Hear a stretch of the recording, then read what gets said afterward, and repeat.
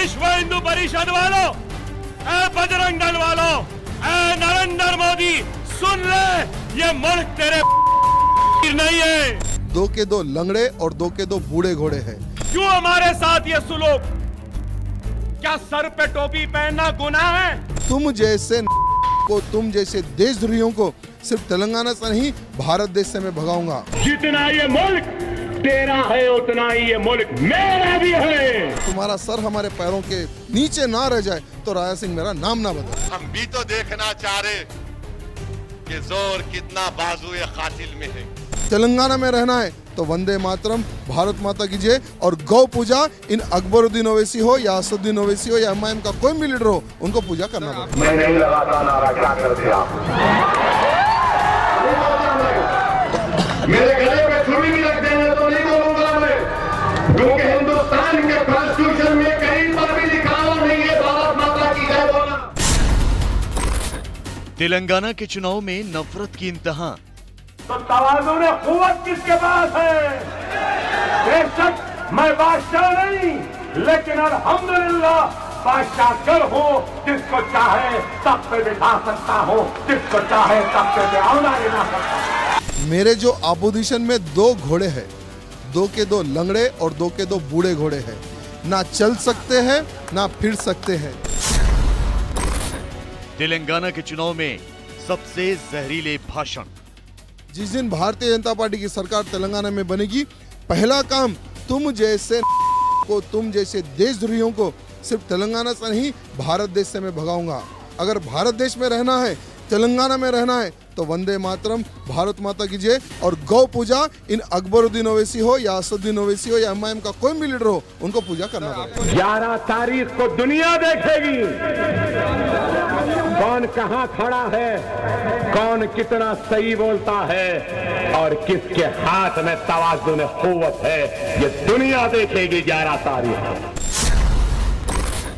तेलंगाना के चुनाव में एक दूसरे को मारने की धमकी। अगर तुम एक बात की औलाद हो तो यार रोड पर आ जाओ, हम हमारी सिक्योरिटी छोड़ेंगे, तुम तुम्हारी सिक्योरिटी छोड़ दो। सिर्फ 5 मिनट का समय अगर आप हमें देते हो तो तुम्हारा सर हमारे पैरों के नीचे ना रह जाए तो राजा सिंह मेरा नाम ना बदले।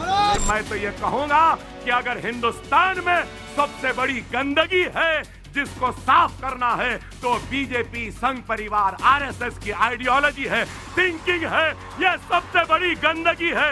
इस गंदगी को साफ करना है। तेलंगाना में बीजेपी और ओवैसी बंधुओं की जंग। देखिए, अगर हम इनके खिलाफ नहीं बोलेंगे तो भारत देश का हिंदू ये समझेगा कि तेलंगाना में कोई हिंदू ही नहीं है। देश में 5 राज्यों के विधानसभा चुनाव चल रहे हैं।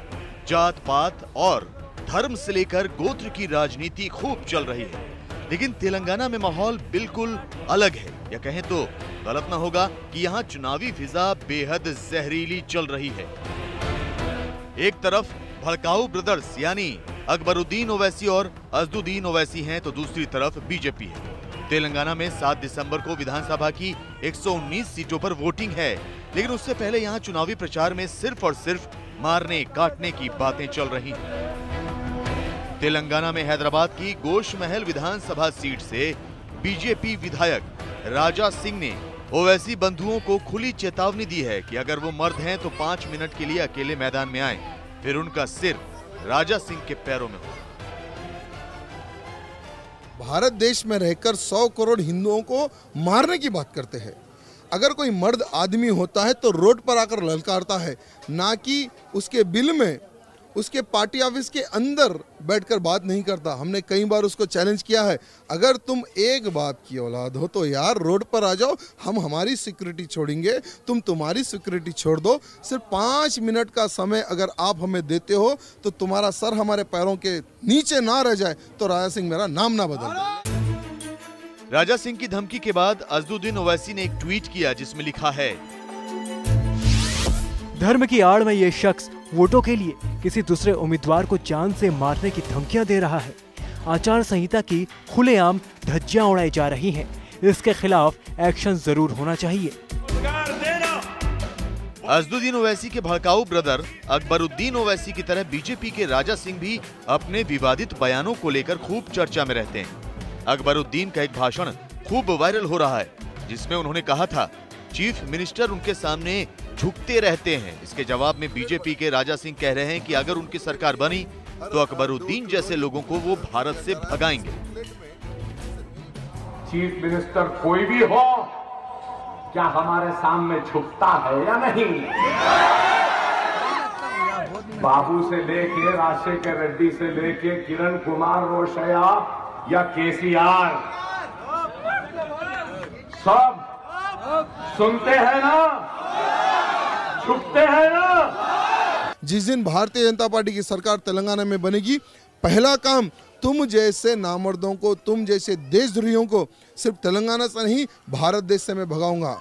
अगर भारत देश में रहना है, तेलंगाना में रहना है, तो वंदे मातरम, भारत माता की जय और गौ पूजा इन अकबरुद्दीन ओवैसी हो या असदुद्दीन ओवैसी हो या एमआईएम का कोई भी लीडर हो, उनको पूजा करना पड़ेगा।